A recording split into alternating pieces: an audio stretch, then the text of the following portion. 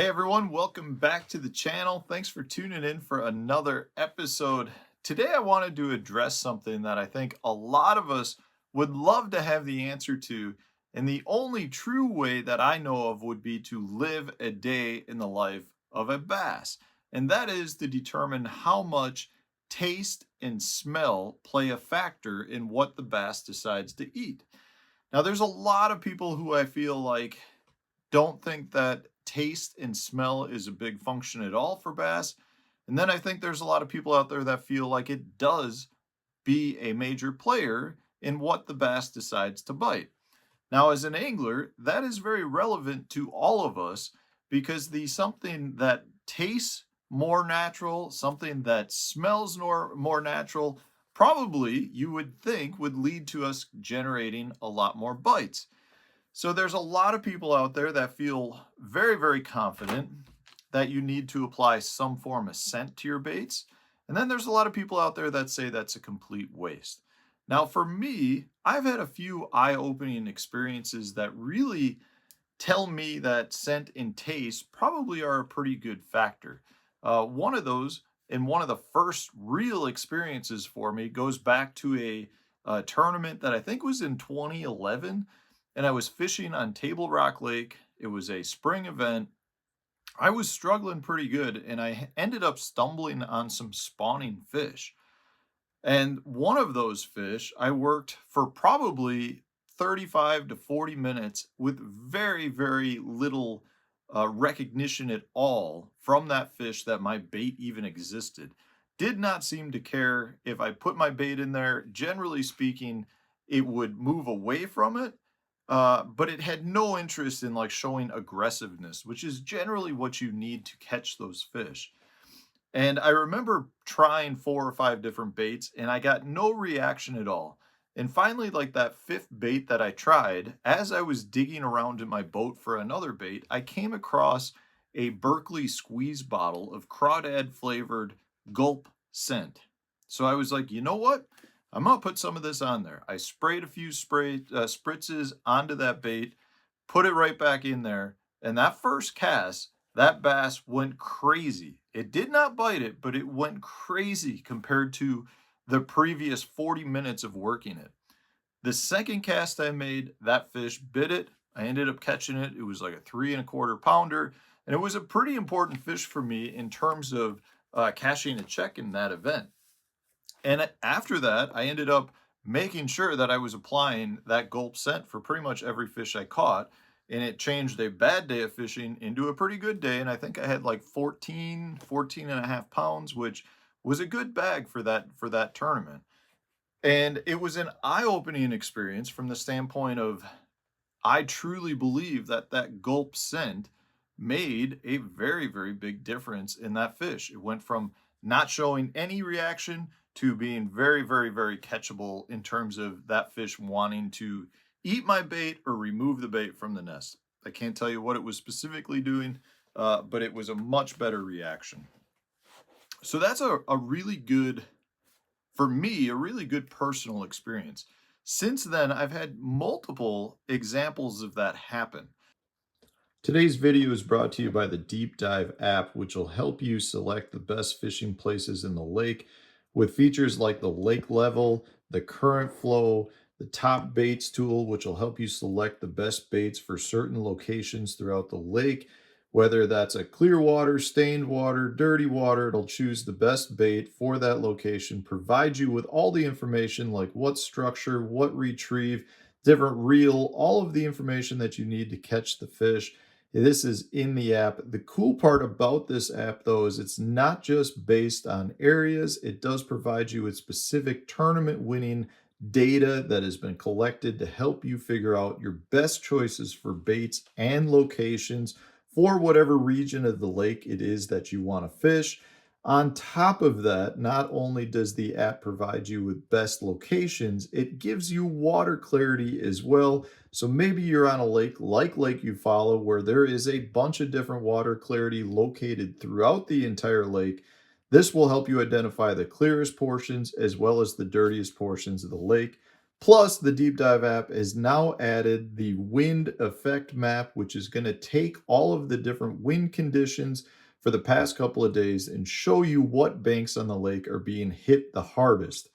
They also have inflow points that show you different places throughout the lake where your water is being flushed into the lake through different ditches and creeks and rivers, providing you with high percentage places to fish and letting you know what parts of the lake are going to be the best areas after a rain. Check out the Deep Dive app to help you become a better angler. When you think about it, if you're a bass and you want to know whether you should eat something, they can't just pick it up and play around with it. They put it in their mouth to determine whether or not it's something that they should be eating. So, from that standpoint, there's a couple of really important things there. One, just because they put it in their mouth doesn't mean they're intending to eat it. And two, it does indicate that most likely scent and taste comes into play because when that bass puts the bait in their mouth, they're trying to determine whether they should eat it or not. Is it a rock? Is it a crayfish? Is it a shad? Is it a stick? Is it edible or is it not edible? And based on some science that Berkeley has done, they indicate that scent and taste play a major, major factor in the fish determining whether or not they want to eat that bait. Now, there's a couple other things to recognize here. First, if scent and taste do truly play a role, sometimes it's not even a matter of fooling that fish to get it to the point where they think that it is something they need to eat. Part of the equation is simply getting that fish to hold the bait longer to determine whether they think it's something to eat. Meaning, I think we've all seen it where a fish might eat something and they spit it out so fast that you can't even set the hook. You don't even react. You see them eat it, spit it out, and you're like, couldn't even set the hook. It was that fast.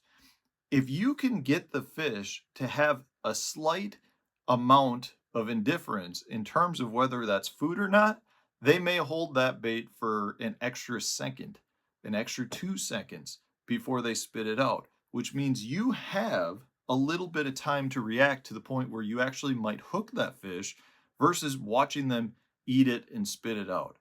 So, from that standpoint, it's very, very important to think of ways where we can get the fish just to put the bait in their mouth. Meaning, yes, a lot of times they put it in their mouth to eat it, but a lot of times they're putting it in their mouth just to determine whether or not they should actually swallow it.